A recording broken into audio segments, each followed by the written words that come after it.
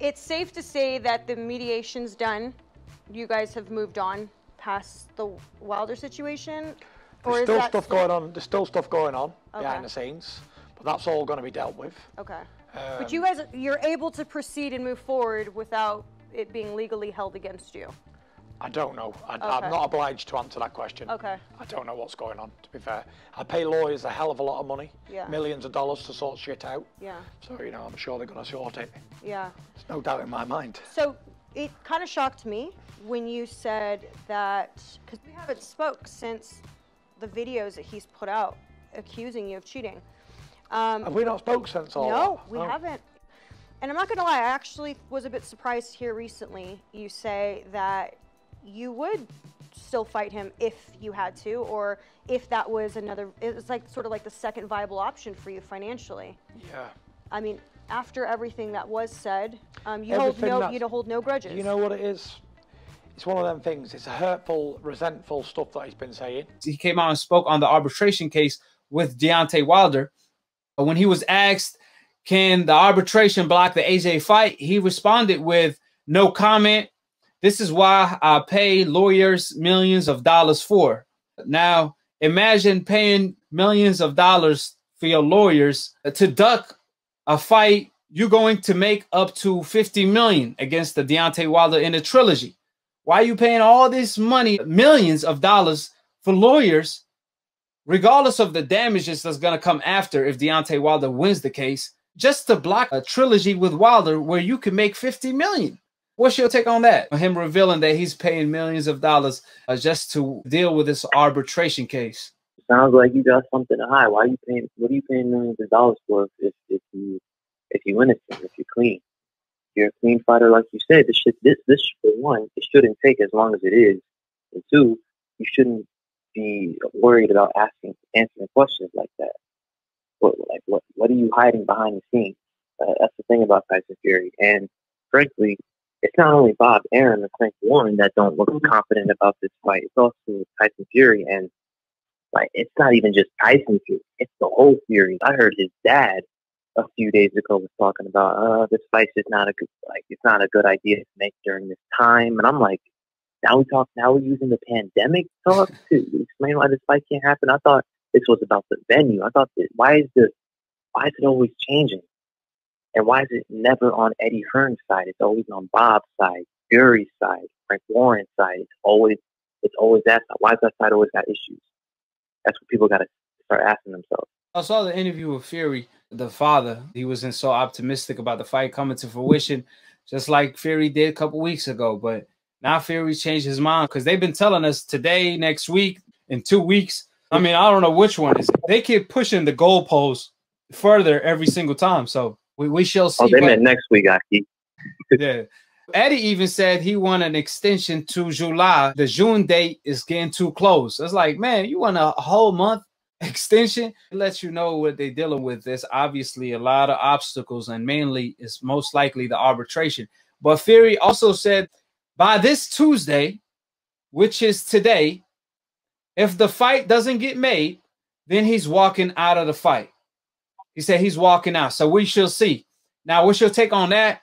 He said if it's not official by today, which if we don't hear nothing official today, according to Tyson Fury, he's walking out. Yeah. Where do you stand in terms of that? Is there an extension made, or because today makes it the third day? Yeah, but it's Sunday, so it's not really a working day. You know, Sunday in England's not a working day. So we have to go to Monday, Tuesday by the latest. So if I don't know anything by Tuesday, I'm just going to move on. Because it's been a long time in the making. Well, it was June when I did that video, when I said, oh, we've agreed terms to fight Joshua, like we both agreed to fight each other, but I'm just going to fight Wilder first. That was a year ago. Do you take his word for it? I mean, the thing is with Tyson Fury, it's been a long layoff, and this is his most dangerous fight. Other than Deontay Wilder.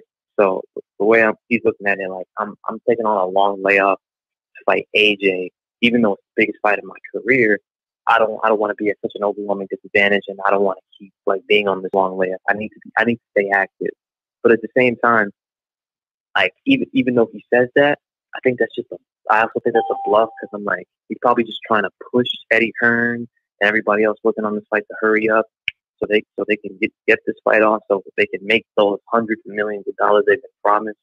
Because at the same time this week, I heard Tyson Fury on his Instagram saying, good news. They got offers from Saudi Arabia, America. He even mentioned England, which took me by surprise. I was surprised about that one, and other countries too. So apparently can't. And also AJ pointed out good news on his Instagram as well. So I guess we'll find out. But from what it looks from that point of view, the fact that both Fury and AJ said that, it's looking like things are moving well. Well, the only thing that's not a good look is that Eddie Hearn said he'd been telling us the fight is going to get made for the past 6 months. In the upcoming 2 weeks, the fight is going to be announced. It's going to be official. That's what he's been saying for the past 6 months, right? Lately, he came out and said that I'm the only one working on getting this fight done. Frank Warren and Bob Arum apparently are not hands-on. So World Tour looking for a venue for Fury Fury Joshua, sorry.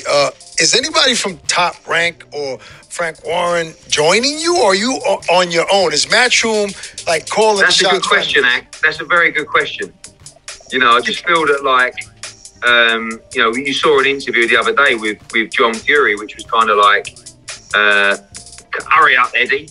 You know, when are you going to deliver? It's like, blimey, is it just me? You know, it's me against the world out here, but that's okay.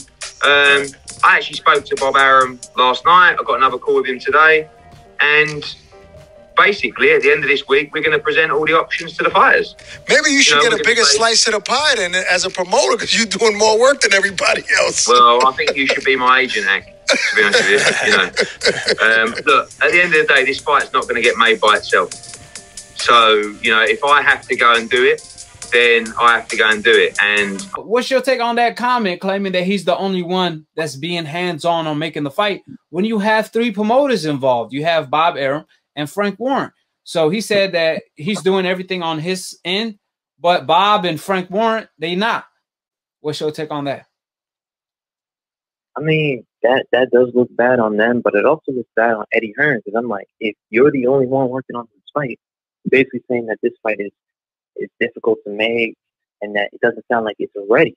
But you keep saying in a week or 2 it's going to be ready. If you keep saying that and yet you're not, then what's going on? Like, obviously you can't tell us what's going on behind the scenes, but then you're going to say, like, the fight's about to be made, get ready, be excited, and then say, I'm the only one working. That's like a warning. That's like a shot. Like what is he trying to say? Is he saying this fight is on the verge of not happening when he just said that this fight's going to be announced? Like, so which one is it? You can't have both. It's either it's happening or it's not. So that's not a good look.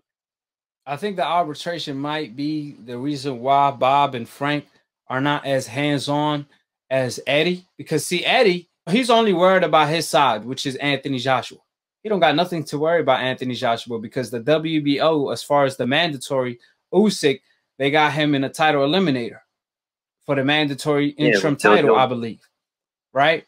So, on the other hand, they have Tyson Fury, which is Bob and Frank, the 2 promoters. They have this arbitration case, and they do not know how it's going to play out until May. Now, according to Bob, he said Deontay Wilder can't stop the fight completely. He said that there will be heavy damages, though. But as far as stopping the Anthony Joshua fight, that's not the case. Frank Warren said otherwise. Frank Warren said the arbitration case could stop the Anthony Joshua fight completely. So maybe Bob and Frank Warren, they not as hands-on with the fight as Eddie Hearn because of the arbitration case, because obviously they more in tune to what's going on with arbitration than Eddie Hearn is. So maybe that's the case. You never know. And maybe Bob and Frank Warren, they banking on the fact that if they win the case, they already have a fight lined up with AJ. But if they don't win the case, it is what it is. They fight Wilder if they have to. And AJ, he could go elsewhere. That's not their concern because it's not their fighter, right? So it could possibly be that. Hold it, hold it. Hold it, you're not that pretty. I'm a bad man. Wait. I still got the world. I still got the world. I still got the world. bear witness, there's only one God, Allah, and Muhammad is his final messenger. That's what I said, Larry, on the Bungle fight. Thanking you. They call me the problem, but you could call me the can man, because anybody can get it. Africans, Americans, Dominicans, Mexicans, anybody can get it.